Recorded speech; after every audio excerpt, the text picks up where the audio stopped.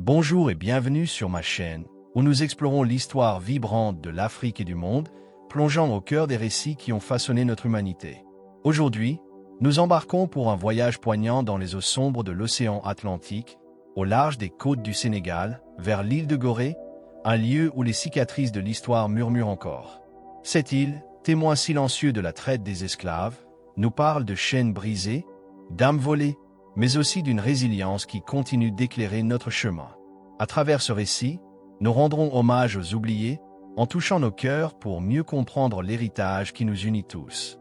Si vous êtes passionné par ces histoires qui donnent du sens à notre passé et inspirent notre avenir, je vous invite à vous abonner à la chaîne et à activer la cloche de notification pour ne manquer aucune de nos prochaines vidéos. Ensemble, continuons à explorer, apprendre et honorer ces récits qui méritent d'être entendus. Ce voyage à travers Gorée est divisé en 5 sections thématiques, chacune conçue comme une vague émotionnelle, montant et descendant avec une intensité qui mêle faits historiques, narration poétique et réflexion philosophique. Chaque partie s'ouvre sur une histoire personnelle, inspirée de témoignages historiques, adaptés pour toucher votre âme, et se clôt par des questions qui vous invitent à plonger dans une introspection profonde.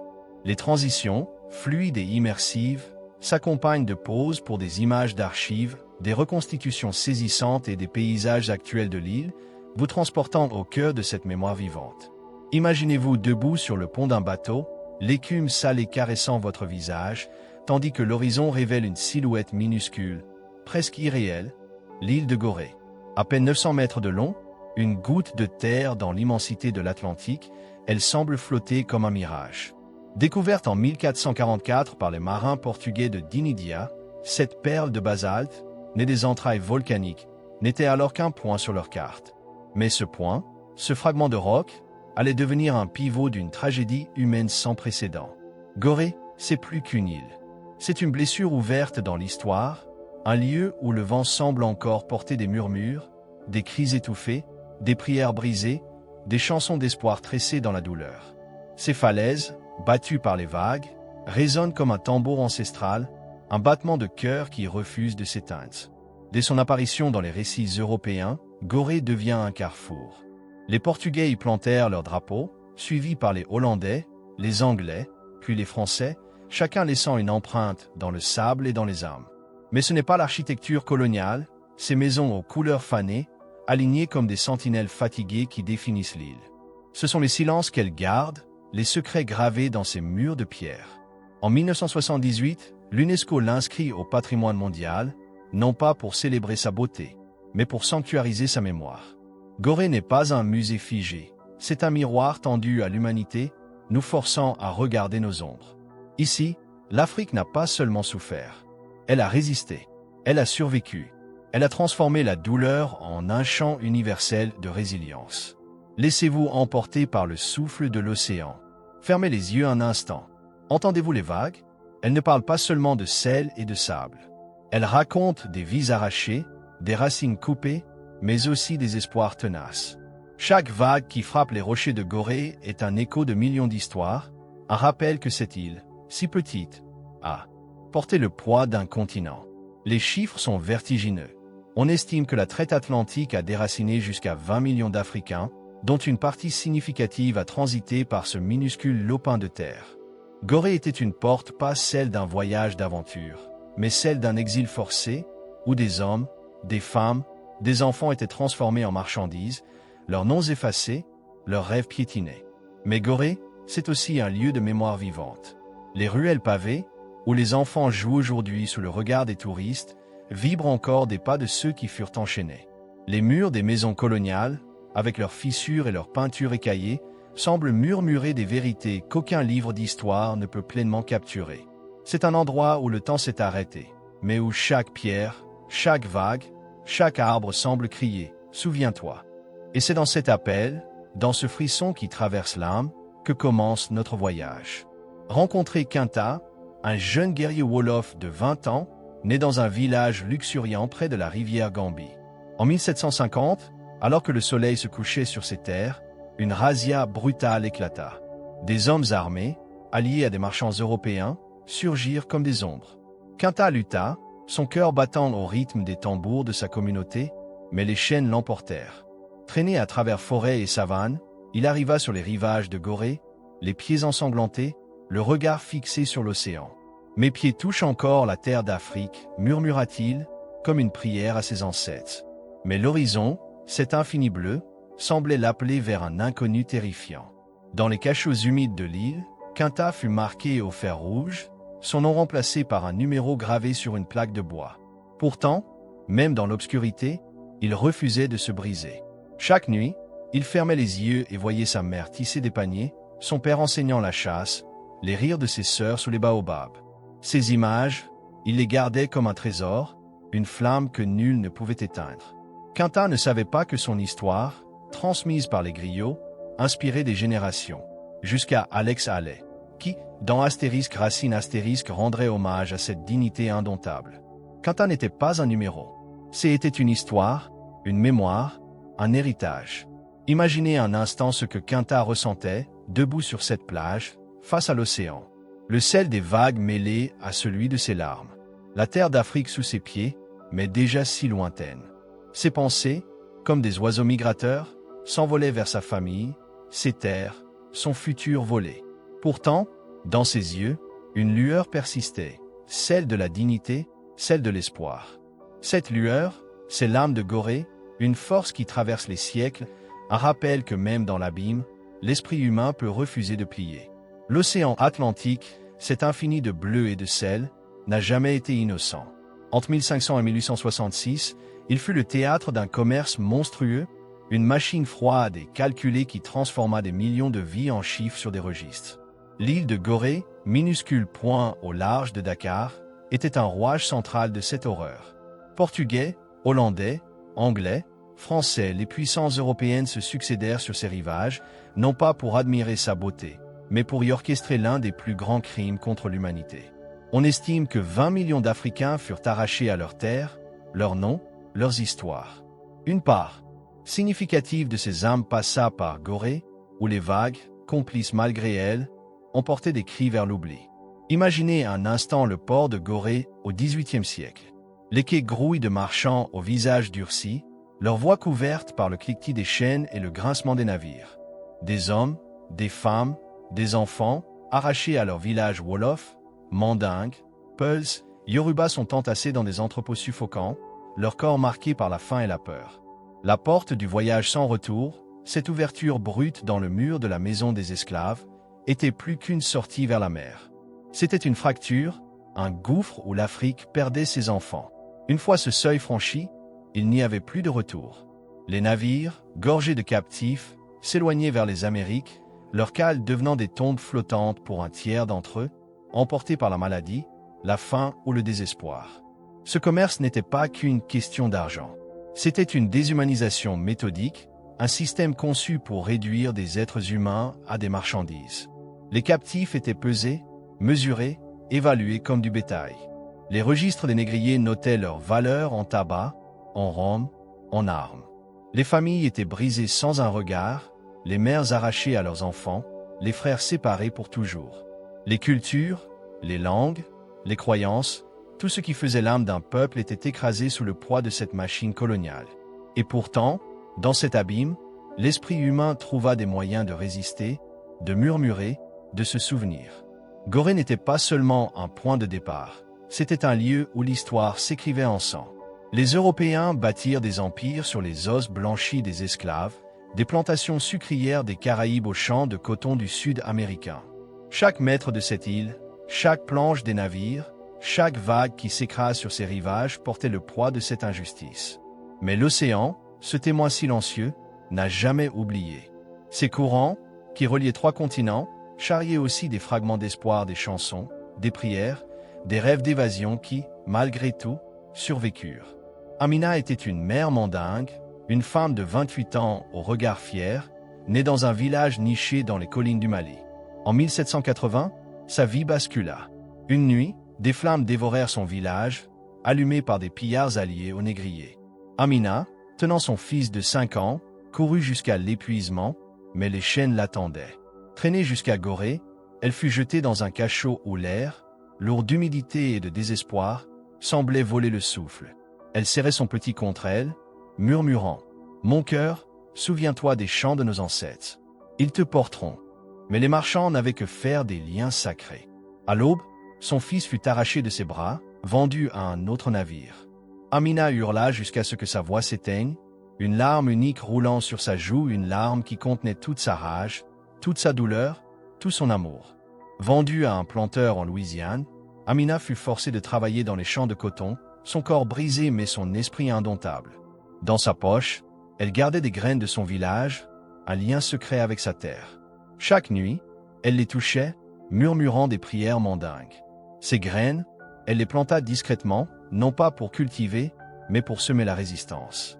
Ces chansons, chuchotées aux autres esclaves, devinrent des codes, des appels à la révolte. L'esprit d'Amina, comme une braise sous la cendre, inspira des soulèvements, des fuites, des actes de défi. Des décennies plus tard, des révoltes comme celle de Nat Turner portait encore l'écho de sa force. Amina prouva que, même enchaînée, l'âme africaine pouvait fleurir comme une graine prenant racine dans un sol aride. Pensez à Amina, à cet instant où elle perd son fils. Imaginez la douleur d'une mère, l'impuissance face à l'injustice, et pourtant, la flamme qu'elle garda allumée. Ses graines, ses chansons, ses prières étaient des actes de rébellion, des ponts vers un futur où ses descendants pourraient chanter libres. Amina n'était pas une victime. Elle était une guerrière, une mémoire vivante, une étoile dans la nuit de l'oppression. Entrez dans la maison des esclaves et sentez le poids de l'histoire vous envelopper. Construite en 1776 par les Hollandais, cette bâtisse de pierre, avec ses murs épais et ses couloirs étroits, est le cœur palpitant de l'île de Gorée. Mais ce cœur ne bat pas de joie. Il bat au rythme des souffles haletants, des murmures brisés, des vies entassées dans l'obscurité. Descendez dans ces cachots, où jusqu'à 200 captifs hommes, femmes, enfants étaient compressés dans des cellules de quelques mètres carrés, l'air saturé d'humidité, de sueur et de désespoir. Les murs, noircis par le temps et la souffrance, semblent encore suinter, comme s'ils pleuraient pour ceux qu'ils ont emprisonnés.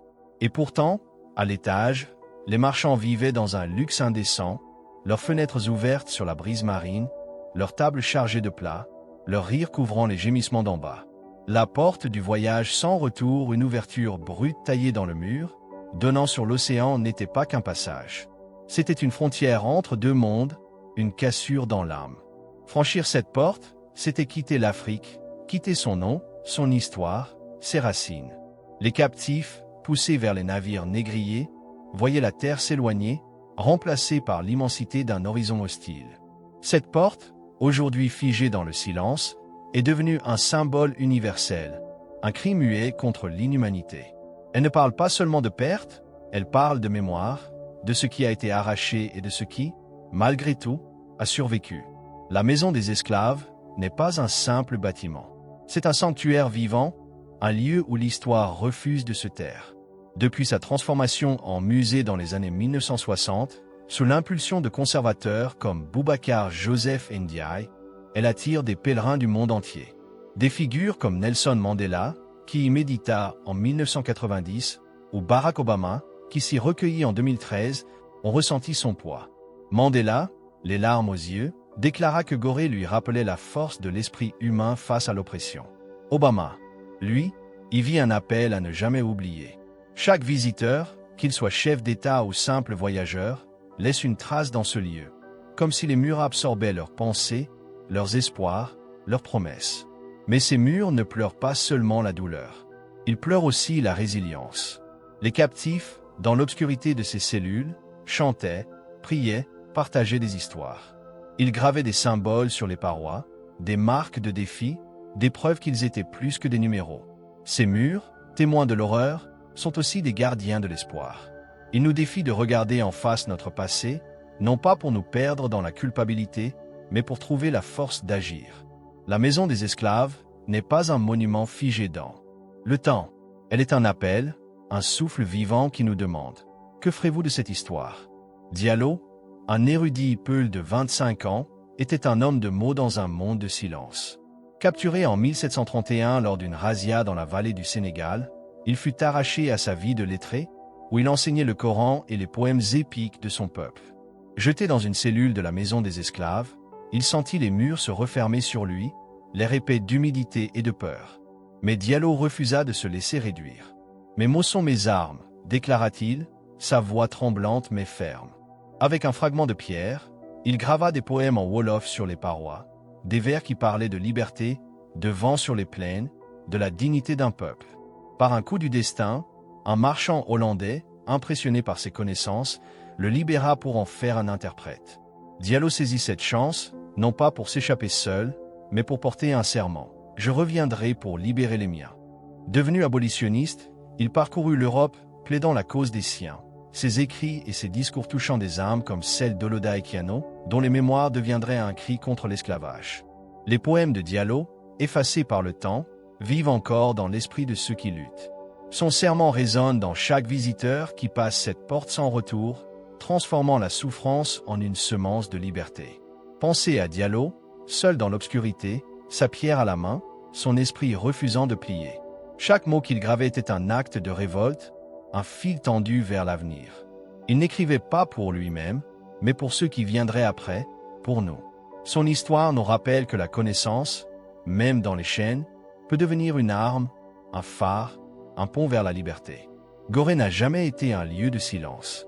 Sous le poids des chaînes, au milieu des cris étouffés, un autre son s'élevait, celui de la révolte, de la dignité, de l'espoir qui refuse de mourir. Malgré l'horreur de la traite, l'île devint un creuset de résistance, un endroit où l'esprit humain, même enchaîné, trouva des moyens de briser ses fers. Des évasions audacieuses dans la nuit, des sabotages discrets, des regards échangés comme des promesses. Chaque acte, si petit soit-il, était une étincelle. Ces étincelles allumèrent des brasiers, des soulèvements qui ébranlèrent des empires, comme la révolution haïtienne de 1791, où des esclaves, inspirés par l'esprit de liberté, firent naître la première république noire du monde. Gorée, ce minuscule rocher, fut un point de départ pour des vagues de courage qui traversèrent l'Atlantique. Imaginez les captifs, serrés dans les cachots, chuchotant des plans dans l'obscurité. Un homme glisse une lame volée sous sa tunique. Une femme cache un message dans une tresse. Un enfant apprend un chant codé, porteur d'espoir. Ces gestes, invisibles aux yeux des négriers, étaient des actes de guerre. Ils disaient « Nous sommes encore là. Nous sommes humains ». Cette humanité, indomptable, s'est répandue bien au-delà de l'île. Les révoltes, comme celle de Saint-Domingue ou des Marrons de Jamaïque, portaient l'écho de Gorée. Chaque cri de liberté, chaque fuite dans les forêts, chaque refus de plier était une victoire, un fil tissé dans la tapisserie d'un héritage de lutte. Aujourd'hui, Gorée n'est plus seulement un lieu de mémoire, c'est un phare du panafricanisme. L'île attire des artistes, des penseurs, des activistes qui viennent y puiser inspiration et force. Youssou N'Dour, avec sa voix qui porte les âmes de ses ancêtres, y a chanté, transformant la douleur en mélodies universelles. Aminata Traoré, écrivaine et militante malienne, y voit un symbole de la résilience africaine face aux oppressions modernes. Les ruelles de Gorée, où les enfants dansent aujourd'hui sous les bougainvilliers, vibrent d'une énergie nouvelle. Les murs, jadis témoins de larmes, résonnent désormais des rires et des tambours, comme si l'île elle-même refusait d'être définie par sa douleur. Elle nous enseigne une vérité profonde, la traite n'a pas brisé l'Afrique. Elle l'a rendue plus forte, plus vibrante, plus essentielle au monde. L'héritage de Gorée s'entend dans le jazz de la Nouvelle-Orléans, né des rythmes africains portés par les esclaves. Il se voit dans l'art des kilts afro-américains, où chaque motif raconte une histoire de survie. Il vit dans les mouvements pour les droits humains, de l'abolitionnisme du 19e siècle aux luttes pour la justice raciale aujourd'hui. Gorée n'est pas un point final, mais un point de départ. Elle nous rappelle que l'Afrique, berceau de l'humanité, a donné au monde non seulement des vies arrachées, mais aussi une force créative, une âme collective qui continue d'inspirer. Chaque visiteur qui foule son sol, chaque chanson composée en son honneur, chaque poème écrit dans ses ruelles est une réponse à l'oppression. Nous sommes toujours là, et nous chantons encore. Inspiré par la reine angolaise Nzanga, une captive anonyme, que nous appellerons Nzanga pour honorer son esprit, fut enfermée à Gorée en 1620. À 30 ans, elle avait été une guerrière dans son village, une femme dont la voix portait lors des conseils. Capturée lors d'un raid, elle fut traînée sur l'île, son corps marqué par les chaînes, mais son esprit intact. Dans l'ombre d'une cellule, elle refusait le silence. Nos corps sont captifs, murmurait-elle à ses compagnons, mais nos esprits volent libres. Chaque nuit, elle enseignait des chants de guerre angolais, des rythmes qui parlaient de résistance, de terre libre, de victoire future. Ces chants, appris dans l'obscurité, devinrent des armes. Quand Nzinga fut embarqué sur un navire, son chant ne s'éteignit pas. Il se propagea, porté par ceux qui l'avaient entendu. Ces mélodies codées, ces rythmes secrets, alimentèrent des révoltes transatlantiques, des Caraïbes au Brésil. Des générations plus tard, son esprit résonnait encore dans le courage de figures comme Harriet Tubman, qui guida des esclaves vers la liberté, ou Rosa Parks, dont le refus de céder sa place alluma un mouvement. Nzinga, anonyme mais immortel, prouve que la résistance est un feu éternel, une flamme qui ne s'éteint jamais, même sous les chaînes les plus lourdes. Imaginez Nzinga dans cette cellule, sa voix vibrant malgré la peur, rallumant l'espoir dans les cœurs brisés. Ces chants n'étaient pas seulement des sons, ils étaient des cartes, des promesses, des ponts vers la liberté. Son histoire nous rappelle que la résistance n'a pas besoin de nom pour changer le monde. Elle vit dans chaque acte de défi, chaque pas vers la justice. Debout sur la plage de Gorée, face à l'océan, on sent le sable glisser sous les pieds, chaque grain portant une histoire, un souffle, une larme. Cette île, si petite, si frêle dans l'immensité de l'Atlantique, est un miroir de l'humanité, un miroir où se reflètent nos ombres les plus sombres et nos lumières les plus éclatantes. Gorée nous rappelle une vérité brutale. Dans sa quête de pouvoir, l'humanité a souvent trahi ses propres enfants, arrachant des millions d'Africains à leur terre pour bâtir des empires sur leur douleur. Mais cette même île, avec ses vagues incessantes et ses murs usés par le temps, est aussi un phare d'espoir, un appel à la réconciliation, à l'éducation, à la construction d'un avenir où les chaînes d'hier deviennent des ponts vers demain. Chaque pas sur cette plage laisse une trace, mais les vagues viennent toujours les effacer. C'est une leçon d'humilité. Nos vies, nos luttes, nos joies sont éphémères, mais leur sens peut perdurer. Gorée n'est pas seulement un lieu de mémoire, c'est un espace de transformation. Les visiteurs qui foulent son sol des afrodescendants cherchent leurs racines, des étudiants apprenant l'histoire, des artistes capturant son essence repartent changés. Ils emportent avec eux une responsabilité, honorer les histoires des oubliés, non pas pour s'enliser dans le passé, mais pour construire un futur plus juste. L'Afrique, berceau de l'humanité, nous tend la main à travers Gorée, nous invitant à guérir les blessures, à tisser des liens, à marcher ensemble vers un horizon commun. Regardez autour de vous. Les plages de Gorée, caressées par les vagues, ne sont pas silencieuses. Elles murmurent les noms des millions qui partent sans retour. Mais elles chantent aussi les espoirs de ceux qui, aujourd'hui, reviennent pour réclamer leur héritage. Les murs de l'île, autrefois témoins de l'horreur, sont maintenant ornés de fresques, de poèmes, de symboles de vie. Les enfants qui jouent dans les ruelles, les griots qui racontent des histoires, les touristes qui s'arrêtent pour écouter, tous participent à un acte de mémoire vivante. Gorée nous enseigne que l'histoire n'est pas une ligne droite, mais un cercle où les blessures peuvent devenir des leçons, où la douleur peut nourrir l'espoir. Ce lieu nous défie. Il nous demande, que ferez-vous de ces traces dans le sable? Les laisserez-vous s'effacer, ou les graverez-vous dans vos actions, vos paroles, votre vie? Gorée n'est pas une fin, mais un commencement. Elle nous rappelle que l'Afrique, malgré les siècles de pillage, reste une source de force, de créativité, de résilience. Ces enfants, dispersés à travers le monde, ont semé des graines de culture dans le reggae de la Jamaïque, dans les danses de Baya, dans les discours des militants pour la justice. En honorant Gorée, nous honorons l'humanité tout entière, avec ses failles et ses promesses, ses ombres et sa lumière. Mariama, une Afro-Américaine de 42 ans, posa le pied sur Gorée en 2020 après un voyage qui commença bien avant sa naissance. Née à Chicago, elle grandit avec les histoires de sa grand-mère, qui parlait d'ancêtres venus de l'autre côté de l'eau. Ces mots, comme des graines, restèrent dans son cœur. Des tests génétiques et des recherches généalogiques la menèrent au Sénégal, à Gorée, là où ses ancêtres avaient peut-être franchi la porte sans retour. Debout sur la plage, elle toucha le sable et murmura « Mes ancêtres sont ici, dans chaque grain ». Ses larmes coulèrent, non pas de douleur seule, mais d'une connexion retrouvée, d'un cercle qui se refermait. Mariama ne s'arrêta pas à ce moment. Sa douleur se transforma en force.